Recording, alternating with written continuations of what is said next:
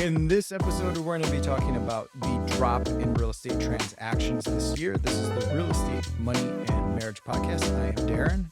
I'm Katherine. Katherine, let's talk about, this is what the Mortgage Bankers Association says. They expect a total existing home sales to decline to 4.3 million this year. That's a drop from 5.1 million last year. And new home sales are going to drop to 615,000 compared to last year. It was 643,000. Thoughts? So the first number you gave me, the first decline was in resales or total? Total transactions. Everything. Okay, so that's about a 20%. Not shocking to me. I just think there's a lot of people, like the last few years, interest rates were so low that it made it really easy for sellers, for homeowners, we'll say, to look at their equity and realize, oh, if we sold, we could make a easy 200,000 and then use that to move up to like our dream home or to a house that makes more sense for whatever reason. And interest rates just weren't much of a thought because they've been so low for the last decade up until 9 months ago. I don't have those numbers sitting in front of me, but I know that 22 was a drop in transactions also because there's just not any inventory. Inventory's been a problem for a long time. I think years now. And yes, 2022, it was lower than it had been the previous few years. But like right now, 2023, there are so many people who would love to sell their house and move up or move out or move into a different house that makes more sense for them. But they're like, dang, they want to hang on to their interest rate. I could sell right now and I could make a chunk of money. But then when I buy a different house, even if it's the same price as what I sell my house for, my payment's going to be $1,000 more per month. So it's hard to move up. Downsizing is one thing. I think people can downsize right now fairly easily because they can sell their house for X amount and then move down a price range, even if their interest rate is higher. I'll give you an example of someone I know without naming any names. They were looking to downsize and they just said it just isn't worth it because they're going down from a large single family house into a condo and the payment is going to be the same, if not a little bit more. And so they're like, I guess we'll just hold still. Oh, who is this? I know who it was. Yeah. So it just does for even that. It Even doesn't make downsizing, sense. yes, but I'm just saying downsizing is a little less painful. If you can at least go down in price. It'd have to be really important to you to downsize. I know somebody else who is considering selling their house for X amount and then moving into a different house for the same price. Mhm. They're fully aware they can't move up in price because it would be way too big of a jump in payment. But even staying at the same exact price, it's going to be a challenge. So let's just talk about how this impacts the market overall. Almost 1 million less transactions. Existing home sales. And really, from a real estate agent standpoint, that's times 2. Because there's 2 agents involved in most transactions. Typically, sides or whatever the terminology is for that local real estate MLS. So there's typically 2 sides. So if you're saying there's going to be 1 million less transactions, that's 2 million less sides to go around for real estate agents. And this is coming from Mortgage Bankers Association. So they're probably looking at who are we going to loan money to? And they're not doing refinances either right now. Not doing refis.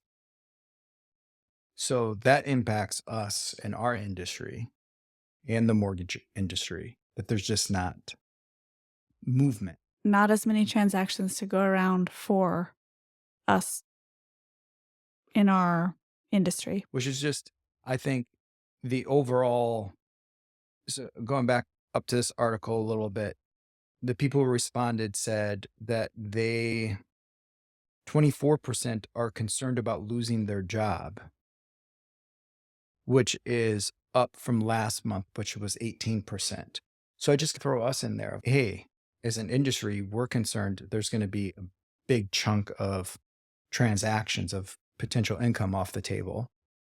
And a lot of other people, what doesn't matter what industry you're in, if 24% feel that they're concerned about losing their job, it just puts a standstill on everything. Well, and that's equivalent. 24% of potential buyers are concerned about losing their job. Us agents, there's about 24% less transactions to go around, or 20% rough math. There's less transactions to go around.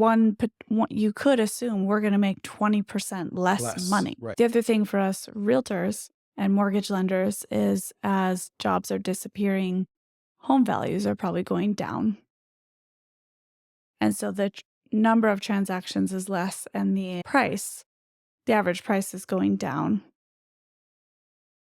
So even though we're selling less homes, the homes we are selling for less. So we're making less because we make a percentage of a home sale. Yeah. And I think this is how you get recessions and potential depressions is, what was that video we were watching earlier from Cody? What's her name?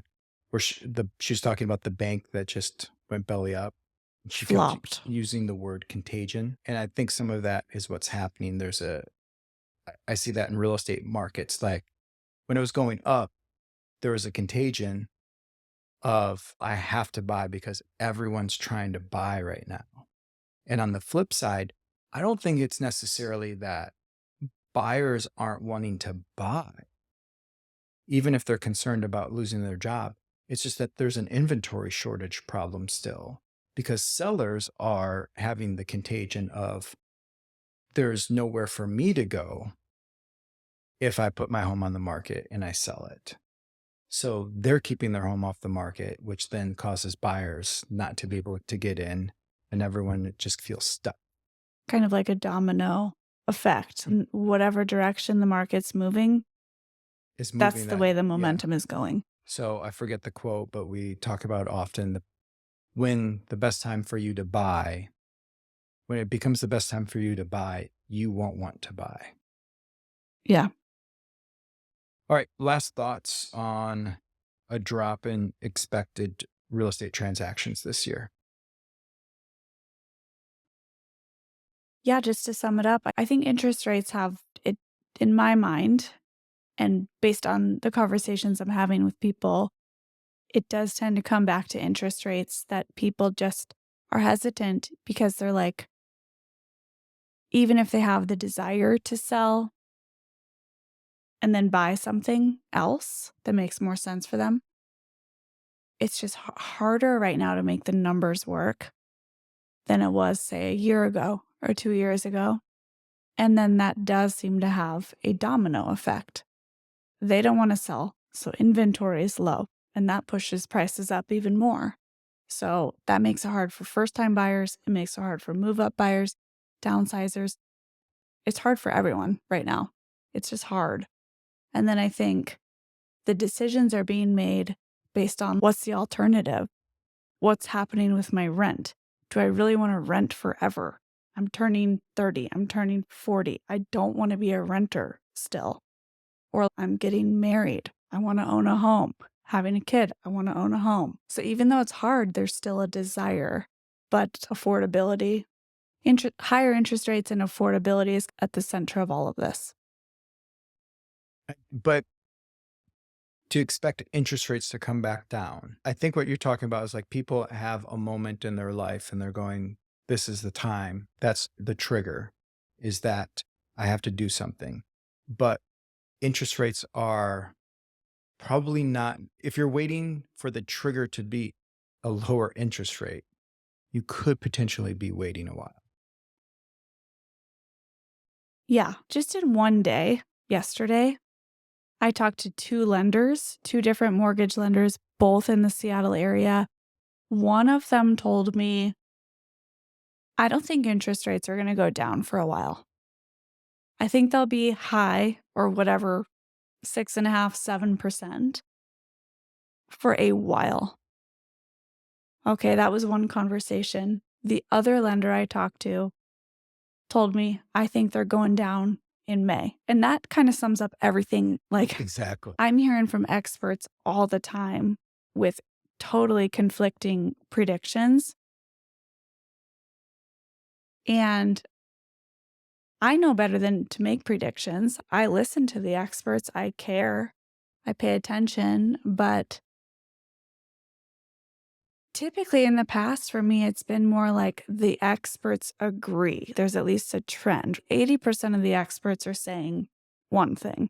Right now, I feel like it's 50-50. It's half of them tell me interest rates will be down in 6 months or a year. The other half tell me they're going nowhere but up. So I don't know what to believe. I don't know if they'll be higher or lower in a year. All right, closing thoughts. No, I just think it's tough, and I think it's important to be proactive and to not overthink the interest rates or the home values, but really pay attention and to get clear about what makes sense for you and your personal life. Thanks for listening to the Real Estate, Money, and Marriage podcast with Katherine and Darin. And when you're ready, here's 4 things that you can do right now. Number 1, make sure you're subscribed to this show, whether you're watching or listening. If you're watching, you can also click the like button, click the thumbs up button. Number 2, if you're a first-time homebuyer, get a free guide, 7 costly mistakes homebuyers make. Visit costlymistakeshomebuyersmake.com.